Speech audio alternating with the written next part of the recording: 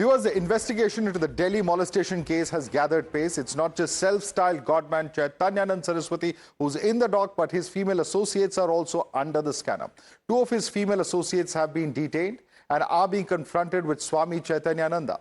These two had joined the questioning yesterday and were summoned for grilling today as well.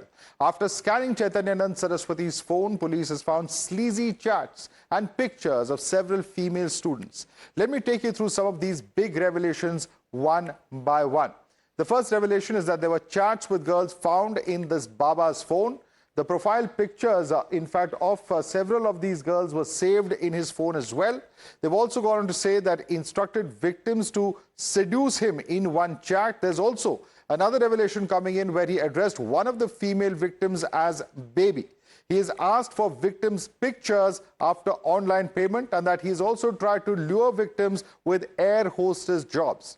Photos of several air hostesses in the phone as well that are seen. He has also asked for videos of girls while doing yoga. And there's another revelation that many of the victims' chat details have also been found to be deleted. A CCTV app found installed in his mobile phone as well.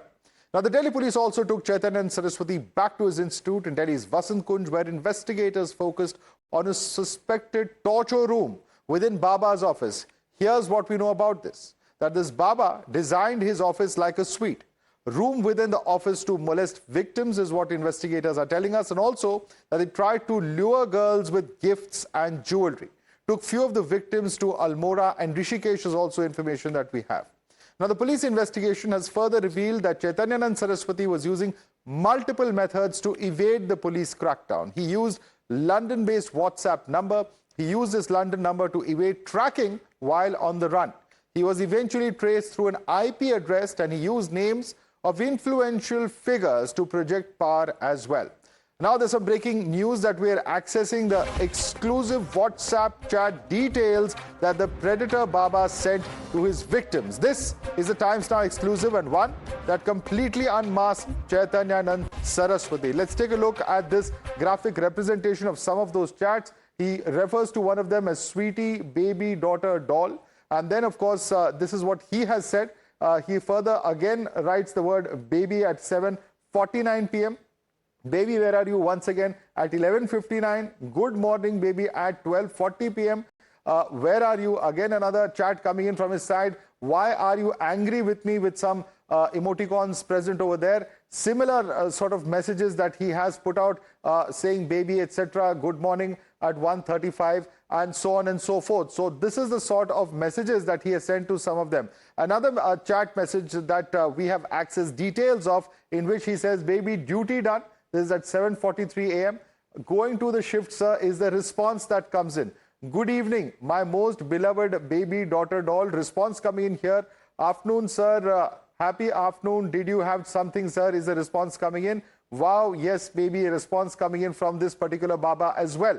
Now, this is, of course, a second chat. A third chat, good morning, my baby doll, is what he says at 7:50 p.m. He says, one Dubai Sheikh wants to have a sex partner. That's, of course, what he has stated over there. And then he also goes on saying, good evening, sir. What are you doing? Just some disco dance is a response coming in. Wow, sir, that is OSM, a code for awesome. Do you want to join? Is a question that has then been asked over here.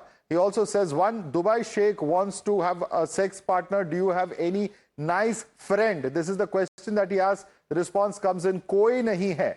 And this is the response that is coming from one of the female students, is what we understand as per the investigators. How it's possible is the response comes into the koi nahi hai. I don't know is the further response. Your any classmate is another response coming in from this particular Baba. Any junior is another question or statement rather coming in on this WhatsApp chat. Baby is another response coming in, and that's as far as these WhatsApp chats are concerned. Clearly, whatever he's trying to do is being rebuffed at some level or the other by these students, and in fact, going on to again say, good evening, my baby doll, to another such victim. I will sleep now is the response coming in from one of those victims as well. We'll call you tomorrow is the response coming in. You will not sleep with me is a question coming in. Good night is the response. Let's quickly take this across to Priyank. Priyank, it's very clear that here is a Baba who was trying to do all sorts of illegal, not just unethical or inappropriate things with students who are many decades his junior. And it's quite evident from the kind of exchange that these were students who were trying to sort of very politely decline his advances despite the extremely provocative things that he's saying on these chat to them. Priyank. Yes, Adi Madhav, and this also raises concern that whether he was running an institution for the teaching students or whether he was running a sex racket. Because look at the manner in which he has been talking to the juniors that would any of your friend would be there to join, some relationship with the sheikh in Dubai. And these kind of pervert messages is certainly a very worrying thing. What Delhi police have also found that amid the 3 to 4 of these women who were working in the organization, he was also clicking the pictures of these women without their consent. The Baba had, who's a molester, Madhav, had a room which was for public engagement, and there was a cabin which was right next to it, which could have been the location where these victims could have been sexually exploited. The Delhi police have, seen and gone through all these chats for which he has been on a denial mode. But look at the manner in which he's talking to the female student of the college, being 20 to 30 years younger to his age, but he does not have any kind of remorse whenever he's being questioned by the police officials. Right now, Delhi police is questioning 3 of the co-accused so far in this particular case is concerned, because there were questions which were raised against them also. If found so, then certainly more arrests are likely to happen in this case, Madhav. Thanks so much for joining us with that exclusive news break there, Priyank. Thanks so much for bringing that update for us. Let's quickly take it across to our guest joining us. Dr. Vikram Singh, former DGP UP, is with us. Dr. Anand Ranganathan continues to be with us. Pratibha Prahlad, renowned artist and socio-political activist, is with us. Pratibha Prahlad, these kind of cases, when they come to the fore, particularly, of course, we've seen this individual concerned. He was, of course, absconding. He was evading the law. But these chats are really something else. Here is a person very brazenly, having these kinds of extremely vulgar, not just inappropriate, but also illegal chats with women who are many decades his junior. They're students studying there, and they're clearly trying to, politely push him away. That's what it appears, at least from these chats that we've read.